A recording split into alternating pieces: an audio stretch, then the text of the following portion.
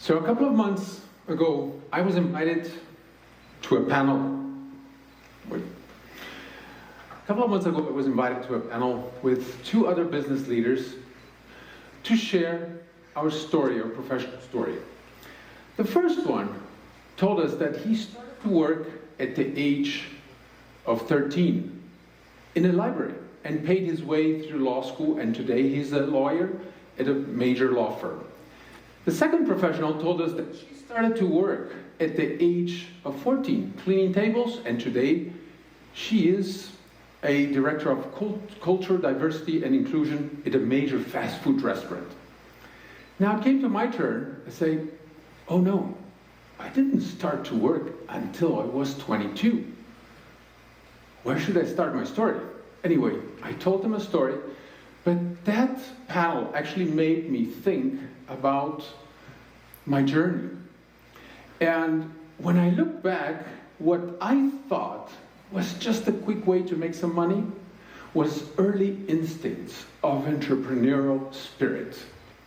And that thought made me dive deeper into this journey, and this is what I'm here to share with you. I grew up on a farm, my sister loved horses, and when we were teenagers, my parents always asked me to accompany my sister to the horse show that happened in town. So while she was watching the horses and what she loved, I was just wandering around, killing time, but I was always looking at logos, images that I was collecting from all the different stores that were selling amazing, expensive things. Now one day, I remember that time because it was exactly when I learned at school to silk screen t-shirts. I went back home and I gathered all the logos, literally cut them with Caesar, placed them, not paste, placed them on a piece of paper and transferred that to a silk screen. And overnight, I decided to print 2 t-shirts. So the following day, my sister and I went to the horse show, and each one with 1 t-shirt. And people just praised the design and said, wow, where you bought this? And it was not for sale. So that made me think, and on the way back, made me act. I bought a dozen of t-shirts and printed those 12 t-shirts, put them back in the bag, and went to the horse show the following day. At that day, every time somebody praised the design or asked me where we bought them, I just offered one for sale. That was amazing. I sold them very quickly. And even not knowing anything about entrepreneurship, not understanding the word or never heard the word before, I was a teenage unconscious entrepreneur. And that was my first minimum viable product, and very successful. Now, my journey actually has a lot of business learning and also a continuous search in where I belong. I graduated as an engineer. During my first 10 years, I had 8 different jobs. And I said, it's not working. Let me go back to school. I applied for an executive MBA program, and that was my attempt to actually find a better path for my professional career. At the end of the program, I was recruited by an international consulting firm. Now, every 6 to 8 months, I was in a different project, in a different team, a different client, a different sector, and most of the time, a different country. During that time, I was mentoring also on my free time as a volunteer, mentoring different startups, helping other leaders, entrepreneurs, to start thinking about their business with all my business knowledge. Now, those last 10 years, they were very successful. I started as a project manager, ended up as a VP of operations, and then I became a father. And then I thought I had to move again, change. I decided to become partner in one of the startups I was mentoring. For the first time in my life, I felt at home. I was looking forward to go to work. I was connecting so many ideas. And I had a goal. We would beat the odds. We will survive the statistics. We know a lot of startups just die in the first year. That would not be our future. Now, in addition to that major challenging goal, we had also an inspiring cause. We were in business to help farmers improve their lives. You know, I grew up on a farm, and helping farmers was natural and personal to me. Additionally, I took over basically the leadership role because I was better prepared to manage and deal with challenging clients. I had more experience, more seniority. We understood that our success was interdependent on everybody's success that we touched. Our farmers had to succeed, our programmers, our customers, our suppliers, our team members, everybody had to succeed. We understood interdependence.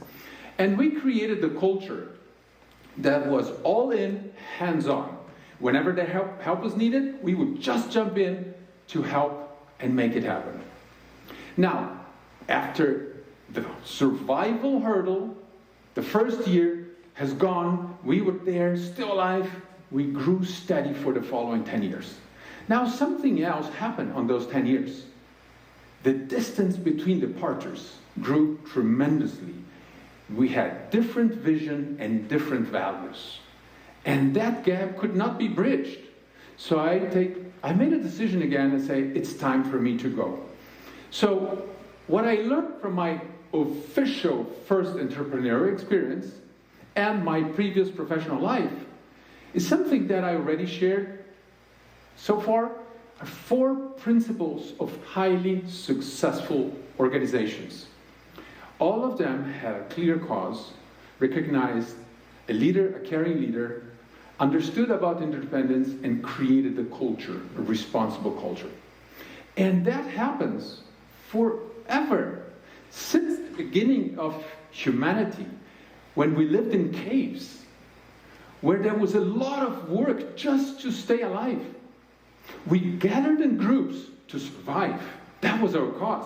We followed someone who could offer protection. That was leadership. We knew that we needed everyone to stay alive and survive. That was interdependence. And we created a culture of sharing and collaboration. At some point, survival became easier, and we entered an era of crafts and trades.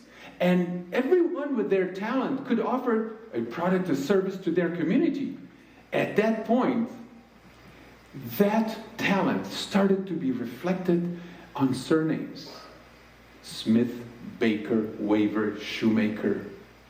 But then came the Industrial Revolution, and a lot of things changed. We moved away from small towns, agrarian economy, where we knew everyone, to large, populated areas, where maximization of resources meant the new model, even maximizing the human resources. We moved away from collaboration and began to compete for everything. Business economics was the new rule. We started to think about supply and demand. Accumulation took over sharing. But even with all that, we reached an amazing amount of progress. If we look today, we have moved over the last 200 years. A life expectancy has improved from 30 to over 72 years of age. Poverty has reduced from 95% down to below 15, or even less, depending on the metric. GDP per capita increased from $500 to over $12,000 a year. And population grew from under 1 billion to over 8 billion. Even if we look at our own generation, let's look at ourselves at our age and imagine our parents at that age. We today have more mobility, access, content, information, learning. We can understand that entrepreneurship has been one of the best tools for human collaboration.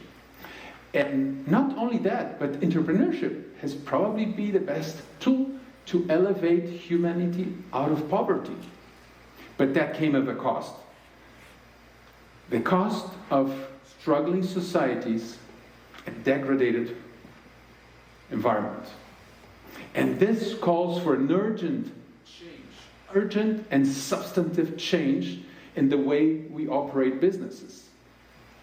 And businesses can play a major role if we come back to apply those 4 principles: cause, leadership, interdependence, and culture. Marketing gurus such as Seth Sisodia and Wolf share with us that companies that apply those 4 principles intentionally, they have a better chance to achieve 10 times better financial results than the market average. Well, the financial result is a good thing, but even better is that all the stakeholders engaged in those organizations live more fulfilling lives. So, we need leaders and entrepreneurs to step up to the challenge. And the first step we have to take is to understand our cause. What problem are we trying to fix with our business? What gap are we trying to bridge? What discomfort are we trying to eliminate? Understanding where we fit in this new world order will help us improve, elevate humanity for the next level. The founder of Tumblr shares with us an amazing idea that an entrepreneur is somebody who has a vision and gets out there to actually execute it, makes it happen. So with that in mind, we need to understand the mountains of work ahead of us to move away from polarization, from war, from planet degradation, and move towards interdependence, peace, regeneration, and healing. Understanding that we need this updated model will help us reach new heights for prosperity and humanity. So leaders need to lead. If you don't think you can lead, find a leader that shares your vision and your values and follow them. It's time to join forces.